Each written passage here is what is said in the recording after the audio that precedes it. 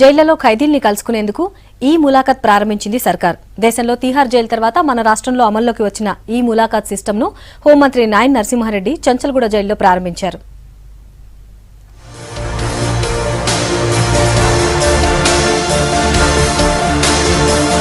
రాష్ట్రంలోని జైళ్లలో సంస్కరణలు తీసుకొస్తోంది ప్రభుత్వం. జైళ్లలో ఉన్న ఖైదీలకు చదువు, ఉపాధి అవకాశాలతో పాటు వివిధ సెక్టార్లలో వారికి శిక్షణ ఇస్తోంది. దీంతో పాటు జైళ్లలో మగ్గుతున్న ఖైదీలో తత్ప్రవర్తన తీసుకొచ్చే విధంగా కార్యక్రమాలు రూపొందించింది జైళ్ల శాఖ.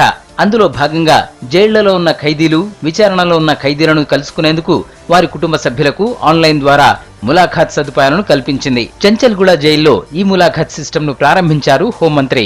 చాలా దూరం నుంచి ఉన్న వాళ్ళను కూడా ఆ ప్రాంతాల నుంచి చెందిన వారైతే ఢిల్లీ గాని, బొంబాయి గాని, ఇంకా ఎక్కడైనా ఏ రాష్ట్రం నుంచి అయినా గాని ఆన్లైన్ రిజిస్ట్రేషన్ ద్వారా వారికి సౌకర్యం ఉంటుంది.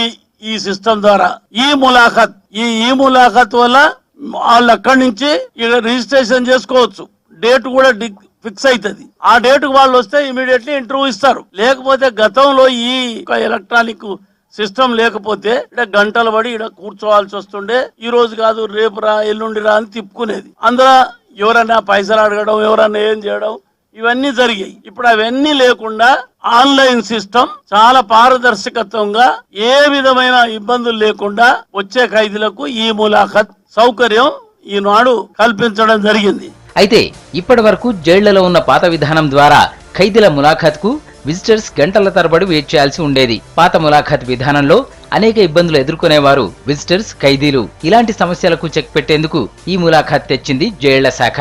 ఆన్లైన్ లో నేషనల్ ప్రిజన్స్ ఇన్ఫర్మేషన్ పోర్టల్ ద్వారా ఈ ములాఖాత్ రిజిస్ట్రేషన్ చేసుకోవచ్చు. ఈ రిజిస్ట్రేషన్ లో జైలులో విజిటర్ కలవాల్సిన ఖైదీ పేరు, డేట్ తో పాటు టైం ను సెలెక్ట్ చేసుకుంటే చాలు. అనుకున్న టైం కు జైళ్లలోని ఖైదీలను కలుసుకోవచ్చు. ఈ ములాఖాత్ తో తమ శాఖ మరింత పారదర్శకంగా పనిచేస్తుందన్నారు జైళ్ల శాఖ డీజీ వికే సింగ్. జైలు శాఖ మీద ఏదో ఆరోపణలు రుజువు చేస్తే మేము 5,000 రూపాయలు బహుమానం ఇచ్చేస్తాను. మాకు చాలా నమ్మకం ఉంది. జైల్ డిపార్ట్మెంట్ లో ఎక్కడో అక్రమంగా ఏం కరప్షన్ జరగదు. ఎంతమంది ఇప్పుడు ఏ రోజు స్టార్ట్ అవుతుంది మేము చూస్తాము.